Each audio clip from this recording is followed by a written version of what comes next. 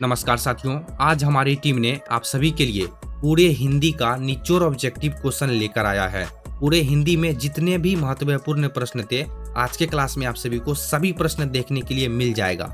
एक इम्पोर्टेंट बात है प्यारे साथियों, आज नहीं तो कभी नहीं। अगर आज पढ़ने से मना कर दोगे तो फिर कल भी नहीं पढ़ पाओगे, है कि नहीं? इसलिए आज और अभी पूरा क्लास को समाप्त करो और अच्छे नंबर लाने की तैयारी में लग जाओ, क्योंकि आप सभी के पास समय बहुत कम है। तो फिर देर किस बात की, चलिए क्लास को शुरू करते हैं। प्यारे साथियों, मेरे टीम ने सबसे पहले पूरे हिंदी को अच्छे से जांचा, फिर आप सभी के लिए ये प्रश्न उत्तर बनाया गया। ठीक है, इसलिए आप सभी से रिक्वेस्ट है प्यारे बच्चों, एक एक क्वेश्चन को आप सभी ध्यान से देखिएगा। सभी प्रश्न 2026 बोर्ड एग्जाम के लिए प्यारे बच्चों मोस्ट इंपॉर्टेंट क्वेश्चन है। ठीक है, अच्छे से देखो। पिछले वाले क्लास में मैंने आप सभी को बताया था, क्लास 12 हिस्ट्री 2026 बोर्ड एग्जाम के लिए ऑब्जेक्टिव क्वेश्चन का एक क्लास आया था। ठीक है, आप सभी हिस्ट्री की अगर वीडियो देखना चाहते हो तो मैं लिंक डिस्क्रिप्शन बॉक्स में दे दूंगा, या फिर आप सभी डायरेक्ट देख लेना, वीडियो मिल जाएगा आप सभी को। ठीक है, चलिए हम सभी क्लास को शुरू करते हैं और एक एक क्वेश्चन को आप सभी को ध्यान से देखना है। ठीक है, अगर आप सभी को जो प्रश्न याद नहीं हुआ एक बार में, तो वीडियो को रोक के फिर से उस क्वेश्चन को पढ़ना, आप सभी को याद हो जाएगा।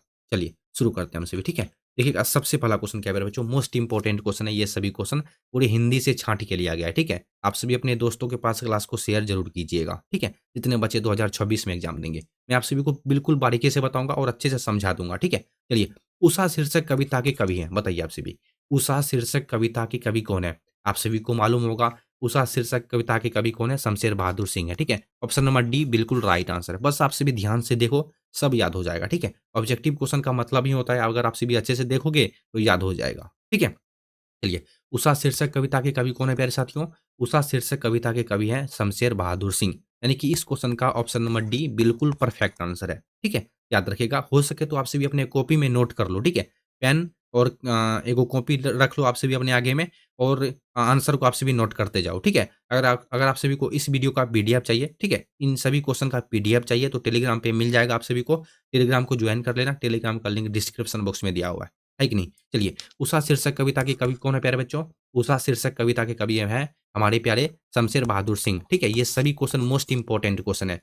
देखो प्यारे बच्चों, आप सभी को लग रहा होगा मैं फालतू का बकवास कर रहा हूँ, लेकिन ये सरासर गलत है। ठीक है, मैं आप सभी के लिए वही क्वेश्चन लेकर आता हूँ, मेरी टीम वही क्वेश्चन आप सभी के लिए बनाती है। आप सभी के मन में एक डाउट होगा, सर आपका चैनल इतना छोटा है, आपके पास टीम कहाँ से होगा? आप पैसा देते होंगे कि नहीं, दो चार मिल के हम सभी चैनल चलाते हैं। ठीक है, चलिए। मुक्तिबोध ने नागपुर के प्रकाशन तथा सूचना विभाग के क्या लिखा हुआ है, सूचना विभाग में किस रूप में नौकरी की? ध्यान से देखो। गजानन माधव मुक्तिबोध, ठीक है, इनका पूरा नाम है, मुक्तिबोध का पूरा नाम है गजानन माधव मुक्तिबोध ने नागपुर के प्रकाशन तथा सूचना विभाग में किस रूप में नौकरी की थी? तो आप सभी को शायद मालूम होगा, जितने बच्चे को मालूम नहीं है ध्यान से देखो। ठीक है, ऑप्शन नंबर ए बिल्कुल राइट आंसर है। मुक्तिबोध यानी कि गजानन माधव मुक्तिबोध ने नागपुर के प्रकाशन तथा सूचना विभाग में किस रूप में नौकरी की थी? पत्रकार के रूप में नौकरी की थी। याद रखिएगा, ऑप्शन नंबर ए बिल्कुल सही आंसर है। ठीक है, चलिए 3 नंबर में, जनजन का चेहरा एक शीर्षक कविता किनकी रचना है? जनजन का चेहरा एक जो शीर्षक कविता है, ठीक है, जनजन का चेहरा एक क्या है? कविता है। तो ये किनके द्वारा रचित है, ये आप सभी को कमेंट करके बताना है। ठीक है, देखो प्यारे जो हिंदी तो सबके लिए जायज है, हिंदी सब्जेक्ट सबका रहता है। ठीक है, इसलिए ध्यान से देखो। जनजन का चेहरा एक शीर्षक कविता किनकी रचना है? तो 3 का सही जवाब option number C Gajanan Madhav Muktibodh. ठीक है, याद रखिएगा, ऑप्शन नंबर सी बिल्कुल राइट आंसर है। जनजन का चेहरा एक शीर्षक कविता किनकी रचना है? गजानन माधव मुक्तिबोध, जिसे हम सभी शॉर्ट नाम में मुक्तिबोध के नाम से जानते हैं। ठीक है, याद हो गया? अगर आप सभी को वीडियो अच्छी लग रही है तो वीडियो को लाइक कर दो। ठीक है, निम्न में कौन सी रचना बालकृष्ण भट्ट द्वारा रचित नहीं है? ठीक है, क्वेश्चन को ध्यान से देखो। निम्न में कौन सी रचना बालकृष्ण भट्ट द्वारा रचित नहीं है? पद्मावती, मेघदूतम, वेनिसंहार, मेघनाथ वध। बताइए आप सभी प्यारे बच्चों, क्वेश्चन को ध्यान से पढ़ लो। निम्न में कौन सी रचना बालकृष्ण भट्ट द्वारा रचित नहीं है? इनमें से एक रचना है जो कि बालकृष्ण भट्ट द्वारा रचित नहीं है। बताइए आप सभी। तो 4 का सही जवाब है ऑप्शन नंबर बी मेघदूतम। ठीक है, मेघदूतम बालकृष्ण भट्ट द्वारा रचित नहीं है, जबकि पद्मावती बालकृष्ण भट्ट द्वारा रचित है, वेनिसंहार भी बालकृष्ण भट्ट द्वारा ही रचित है, मेघनाथ वध भी बालकृष्ण भट्ट द्वारा रचित है, लेकिन मेघदूतम बालकृष्ण भट्ट द्वारा रचित नहीं है। यानी कि इस क्वेश्चन का सही जवाब है ऑप्शन नंबर बी मेघदूतम। याद हो गया? चलिए 5 नंबर में, महेश्वर की पत्नी का नाम क्या था? मोस्ट इंपॉर्टेंट क्वेश्चन प्यारे बच्चों, महेश्वर की पत्नी का नाम क्या है? क्या था, क्या है, दोनों तरीका से पूछ सकता है। ठीक है, महेश्वर की पत्नी का नाम क्या है? तो मालती है। ऑप्शन नंबर ए बिल्कुल राइट आंसर है।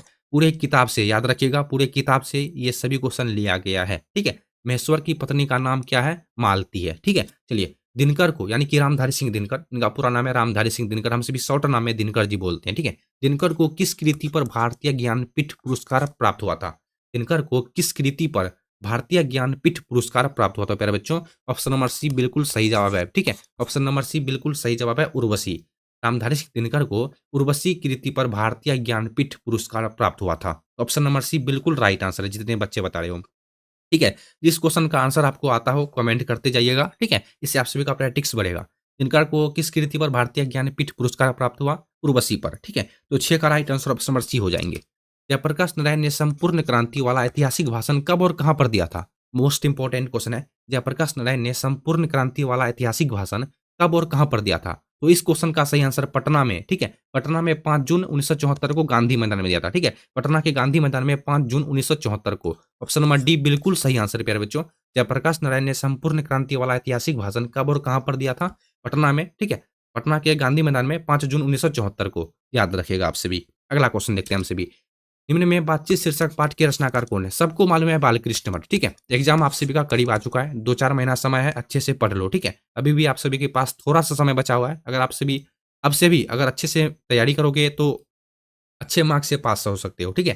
निम्न में बातचीत शीर्षक पाठ के रचनाकार कौन है? बालकृष्ण मठ है, ठीक है। ऑप्शन नंबर बी, सॉरी यहाँ पर डी लिख दिया था मैंने, ठीक है। ऑप्शन नंबर बी बिल्कुल सही जवाब हो जाएगा। चलिए, निम्न में संपूर्ण क्रांति क्या है? तो भाषण है, ठीक है कि नहीं? ऑप्शन नंबर सी बिल्कुल राइट आंसर है। निम्न में संपूर्ण क्रांति पाठ क्या है? तो भाषण है। चलिए, निम्न में सुकून की तलाश क्या है? सुकून की तलाश एक पाठ है प्यारे बच्चों, हम सभी की हिंदी में।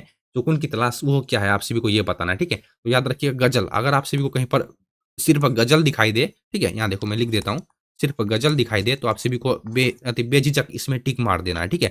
नहीं तो अगर आप सभी को गजलों का संग्रह दिखाई दे तो इसी में आप सभी टिक मारिएगा। ऑप्शन नंबर डी बिल्कुल सही आंसर है, क्योंकि ठीक है। निम्न में सुकून की तलाश क्या है? तो गजलों का संग्रह, यानी कि गजल, याद रखिएगा आप सभी, ठीक है। निम्न में सुकून की तलाश क्या है? गजलों का संग्रह, ठीक है। चलिए, लोग भूल गए हैं किसकी रचना है? 11 नंबर में प्रश्न है, लोग भूल गए हैं किसकी रचना है? एकदम ईमानदारी पूर्वक आप सभी कमेंट कीजिएगा अगर आप सभी को मालूम है तो, ठीक है। लोग भूल गए हैं किसकी रचना है? ज्ञानेंद्रपति, सूरदास, बालकृष्ण भट्ट या फिर रघुवीर सहाय?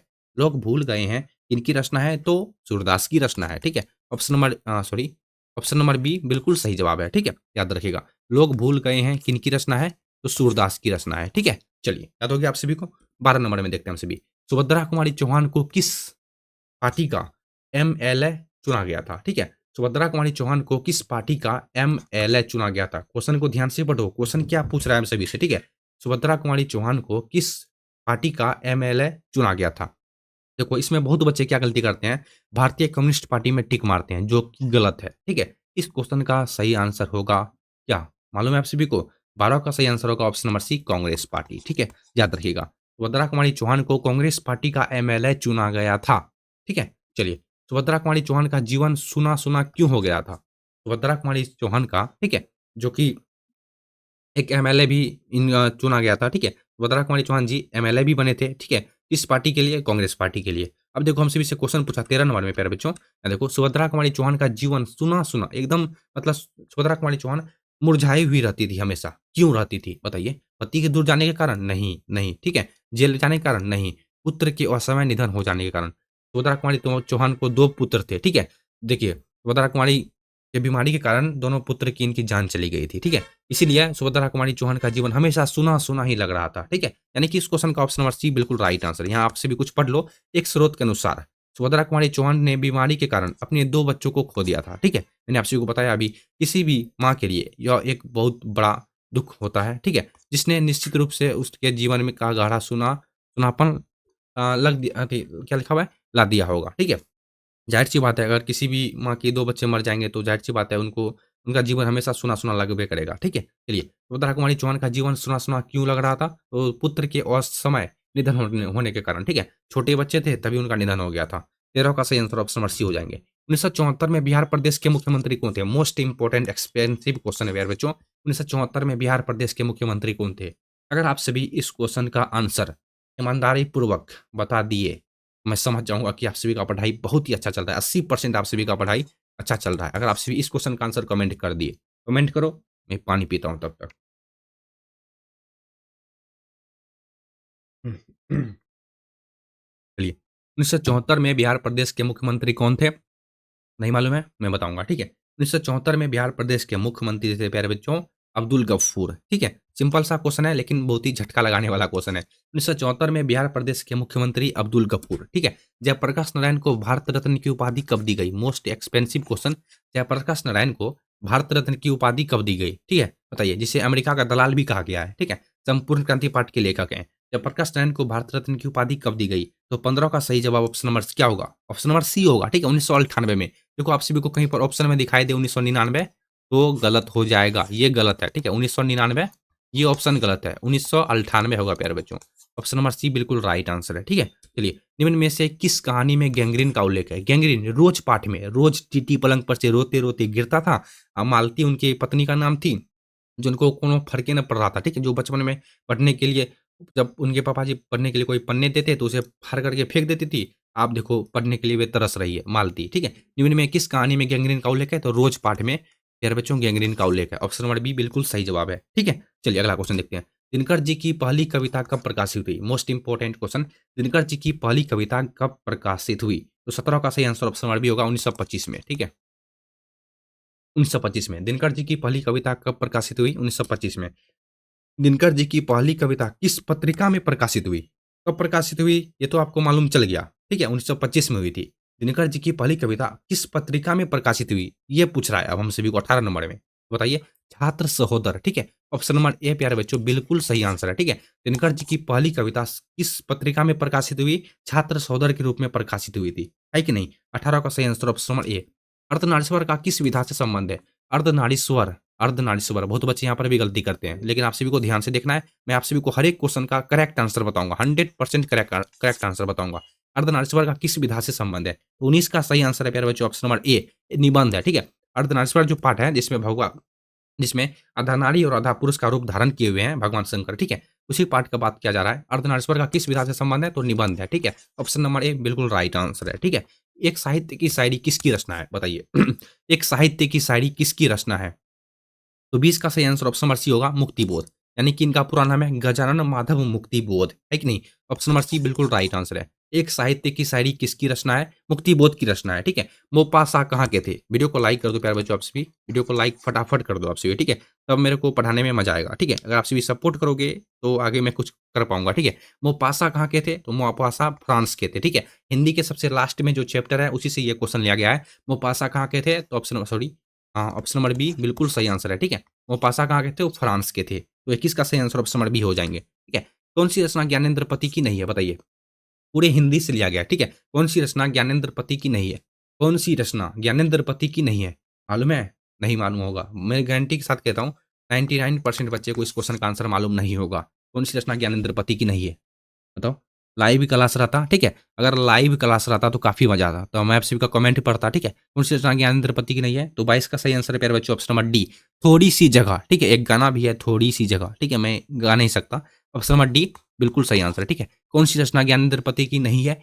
थोड़ी-सी जगह ज्ञानेंद्र पति के द्वारा रचित नहीं है, जबकि संस्यात्मा ये ज्ञानेंद्र पति के द्वारा रचित है। मिनसार ये भी ज्ञानेंद्र पति के द्वारा ही रचित है। और कवि ने कहा यह भी ज्ञानेंद्र पति के द्वारा ही रचित है, लेकिन थोड़ी सी जगह ज्ञानेंद्र पति के द्वारा रचित नहीं है। किनके द्वारा रचित है? कमेंट में बता दीजिएगा आप सभी, ठीक है? गांव का घर शीर्षक पाठ के रचनाकार कौन है? बताइए। गांव का घर शीर्षक पाठ के रचनाकार कौन है? लेखक कौन है? दोनों तरीका से पूछ सकता है आप सभी को। गांव का घर शीर्षक पाठ के रचनाकार कौन है? तो 23 का सही आंसर है प्यारे बच्चों ऑप्शन नंबर सी, ज्ञानेंद्र पति, ठीक है? गांव का घर शीर्षक पाठ के रचनाकार है ज्ञानेंद्र पति। चलिए 24, अशोक वाजपेयी का जन्म कब हुआ था? मोस्ट इंपोर्टेंट यानी कि एक्सपेंसिव क्वेश्चन, अशोक वाजपेयी का जन्म कब हुआ था? बताइए, बताइए, बताइए। 24 का सही आंसर ऑप्शन नंबर ए होगा, 16 जनवरी 1941 को, ठीक है? 16 जनवरी 1941 को अशोक वाजपेयी का जन्म कब हुआ था? 16 जनवरी 1941 को, 24 का राइट आंसर, ठीक है? चलिए 25, वे उत्सव मना रहे हैं, इनमें वे किसके लिए आया है? वे जो है प्यारे बच्चों, वे उत्सव मना रहे हैं, इनमें वे किसके लिए आया है? तो याद रखिएगा, किसान के लिए भी नहीं, घर के सदस्य के लिए भी नहीं, मजदूर के लिए भी नहीं, नागरिक के लिए यानी कि पूरे समाज के लिए, ठीक है? राज्य में जितने भी हैं सबके लिए। ऑप्शन नंबर डी बिल्कुल राइट आंसर है। गाँव में जितने भी व्यक्ति हैं सबके लिए है। वे उत्सव मना रहे हैं, वे किसके लिए है? तो नागरिक के लिए है, ठीक है? चलिए, काट का सपना किसके द्वारा लिखी गई है? काट का सपना, देखो यही सब क्वेश्चन बार-बार पूछा जाता है, ठीक है? काट का सपना किसके द्वारा लिखी गई है? ठीक है? तो 26 का सही आंसर ऑप्शन नंबर ए होगा, गजानन माधव मुक्तिबोध। ये क्वेश्चन लेकिन देखो, गजानन माधव मुक्तिबोध से रिलेटेड बहुत ज़्यादा क्वेश्चन पूछा जाता है हर एक साल, ठीक है? ऑप्शन नंबर ए बिल्कुल राइट आंसर है। काट का सपना किसके द्वारा लिखी गई है? तो गजानन माधव मुक्तिबोध। निम्न में नामवर सिंह की कौन-सी रचना है? निम्न में नामवर सिंह की कौन-सी रचना है? नामवर सिंह, ध्यान से पढ़ोगे तो याद हो जाएगा, ठीक है? नामवर सिंह बताइए। 27 बी प्रगीत और समाज, ठीक है? याद रखिएगा ऑप्शन नंबर बी बिल्कुल राइट आंसर है। इनमें नामवर सिंह की रचना कौन-सी है? परगीत और समाज, पाठ के लेखक है नामवर सिंह, ठीक है?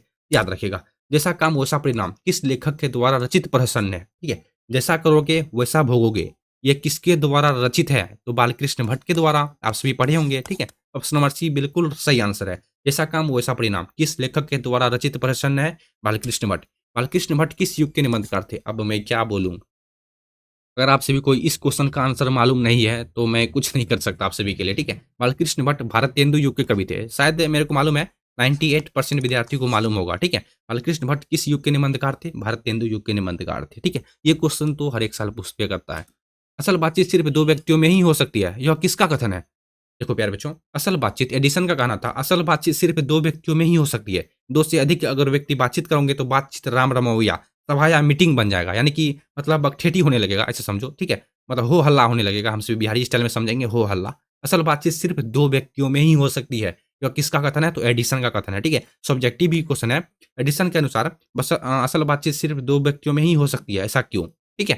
तो एकदम ईज़ी आंसर है, अगर आप सभी चाहोगे तो मैं सब्जेक्टिव क्वेश्चन भी आप सभी के लिए भी लेकर आ सकता हूँ, पीवीआई लेके आ सकता हूँ, ठीक है? असल बातचीत सिर्फ 2 व्यक्तियों में ही हो सकती है, यह किसका कथन है? एडिसन का। ऑप्शन नंबर ए बिल्कुल सही आंसर है। चलिए अगला क्वेश्चन। निम्न में फणीश्वर नाथ रेणु की पुस्तक कौन-सी है? महिला आंचल, ये भी क्वेश्चन कई बार पूछा जा चुका है, ठीक है? ऑप्शन नंबर सी बिल्कुल राइट आंसर है। निम्न में फणीश्वर नाथ रेणु की पुस्तक है महिला आंचल, है कि नहीं? चलिए 32, लहना सिंह किस कहानी का पात्र है? देखो, आप सभी किसी को भी ये वीडियो दिखाना, अगर वे बोल दे, ये सभी क्वेश्चन इम्पोर्टेंट क्वेश्चन नहीं है, तो मेरे को बताना आप सभी। लहना सिंह किस कहानी का पात्र है? बताइए। उसने कहा था, ऑप्शन नंबर सी, ठीक है? याद रखिएगा, उसने कहा था पाठ का एक पात्र है लाना सिंह, मुख्य पात्र है, याद रखिएगा, मुख्य पात्र भी पूछेगा आप सभी को। लाना सिंह किस कहानी का पात्र है? तो उसने कहा था। 32 का सही आंसर ऑप्शन नंबर सी हो जाएगा, ठीक है? आप सभी को ये क्वेश्चन इस तरीका से भी पूछ सकता है। उसने कहा था पाठ का मुख्य पात्र कौन था? तो लाना सिंह था, याद रखिएगा, ठीक है? रिकंस्ट्रक्शन ऑफ इंडियन पॉलिटी किसकी रचना है? तो बालकृष्ण भट्ट की। बालकृष्ण भट्ट की होगा? नहीं होगा, जयप्रकाश नारायण की, ठीक है? याद रखिएगा। रिकंस्ट्रक्शन ऑफ इंडियन पॉलिटी किसकी रचना है? तो जयप्रकाश नारायण की रचना है, ठीक है? अंग्रेज ठेकेदारों ने किस चीज़ की खेती का विस्तार किया? अंग्रेज का नाम जैसे आया, नील की खेती का नाम वैसे आया, ठीक है? ऑप्शन नंबर सी बिल्कुल राइट आंसर है। अंग्रेज अगर आप सभी को दिखाई दे हिंदी में खास करके, तो नील की खेती में बेझिझक टिक मार देना आप सभी, ठीक है? चलिए, चंपारण क्षेत्र में बाढ़ का मुख्य कारण क्या है? ये क्वेश्चन मैंने आप सभी को इनसे पहले भी बताया था। चंपारण क्षेत्र में बाढ़ का मुख्य कारण था जंगलों का कटना, ठीक है? चंपारण क्षेत्र में जितने भी व्यक्ति रहते थे और वहाँ पे अंग्रेज भी जो आए थे, ठीक है? उन्होंने क्या किया? नील की खेती उगाने के लिए सभी पेड़-पौधों को काट-कूट दिए थे, ठीक है? जिनके कारण वहाँ पर बाढ़ की प्रचुरता हमेशा बनी रही। चंपारण क्षेत्र में बाढ़ का मुख्य कारण है जंगलों का कटना। ऑप्शन नंबर ए बिल्कुल राइट आंसर है, ठीक है? 36, रामपुरवा कहाँ पर है? भीतिहरवा के पास है। ऑप्शन नंबर ए सही आंसर है। रामपुरवा कहाँ है? भीतिहरवा के पास है, ठीक है? नवगछिया में मत टिक मारिएगा। जगदीश चंद्र माथुर निम्न में क्या थे? जगदीश चंद्र माथुर निम्न में क्या थे? तो नाटककार थे, ठीक है? ऑप्शन नंबर सी बिल्कुल राइट आंसर है। जगदीश चंद्र माथुर क्या थे? नाटककार थे। ये कविता भी लिखते थे, ठीक है? याद रखिएगा। मतवाला पत्रिका कहाँ से निकलती थी? तो कोलकाता से। ऑप्शन नंबर डी बिल्कुल सही आंसर है, ठीक है? मतवाला पत्रिका प्यारे बच्चों कहाँ से निकलती थी? कोलकाता से, ठीक है? प्यास मेरे को ज़्यादा लग रहा है, मैं पानी पी लेता हूँ।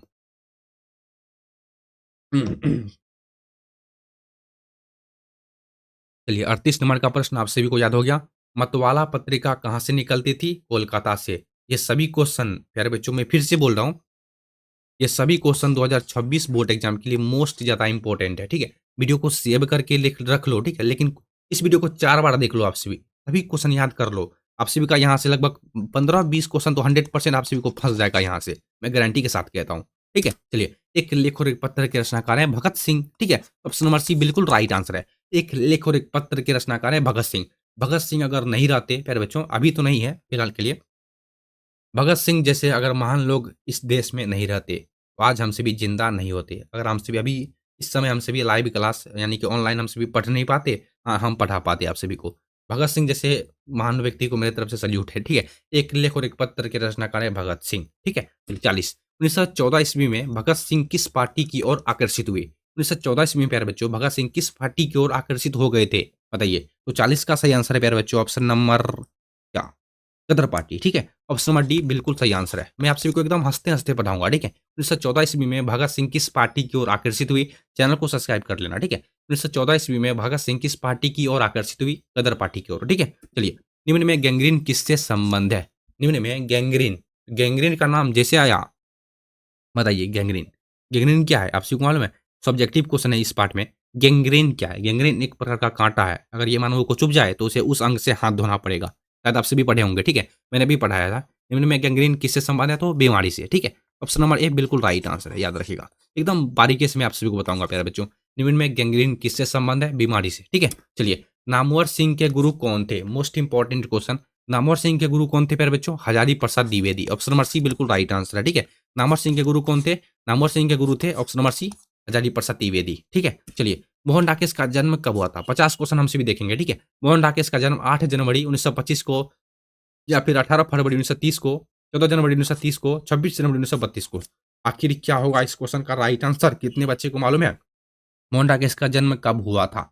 43 का सही आंसर ऑप्शन नंबर होगा ए, 8 जनवरी 1925 को, ठीक है।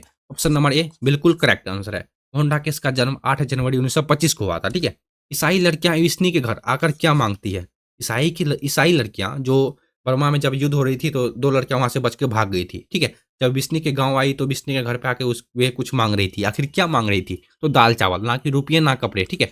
ना कि रुपये ना कपड़े, सिर्फ दाल चावल मांग रही थी, ठीक है। चलिए, ईसाई लड़कियां विष्णु के घर आकर क्या मांग रही थी? दाल चावल मांग रही थी। मोहन डाकेश के बचपन का क्या नाम था? तो मदन मोहन मुगलानी या फिर गुगलानी, ठीक है। गुगलानी, दोनों सही ऑप्शन है, ठीक है। मदन मोहन डाकेश के बचपन का क्या नाम था? तो ऑप्शन नंबर ए बिल्कुल राइट आंसर है। जगदीश चंद्र माथुर का जन्म कब हुआ था? बताइए। 46 का सही आंसर कितने बच्चे बता सकते हो? जगदीश चंद्र माथुर का जन्म कब हुआ था? तो 46 का सही आंसर ऑप्शन नंबर बी होगा प्यारे बच्चों, 16 जुलाई 1917 को, ठीक है। लाइव क्लास रहता तो हम सभी के लिए काफ़ी मज़ा आता, ठीक है। अगर आप सभी चाहते हो मैं लाइव क्लास आऊँ तो आप सभी कमेंट कर दीजिएगा। जगदीश चंद्र माथुर का जन्म कब हुआ था? 16 जनवरी 1917 को, ठीक है। चलिए, मलय छात्र जीवन में किस रोग से ग्रसित थे?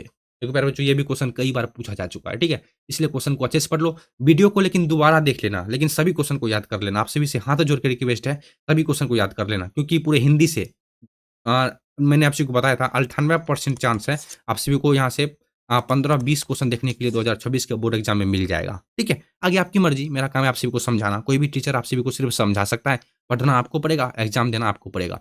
मलय छात्र जीवन में किस रोग से ग्रसित थे? तो क्षय रोग, ठीक है। याद रखिएगा, क्षय रोग प्यारे बच्चों, क्षय रोग से मलय जी छात्र जीवन में जब हम सभी की उम्र के थे तो ये क्षय रोग के नाम से एक बीमारी से ग्रसित थे, ठीक है। जूठन पाठ में स्कूल के हेडमास्टर का नाम क्या था? अगर ये कहानी पढ़ोगे तो बहुत हँसी लगेगा।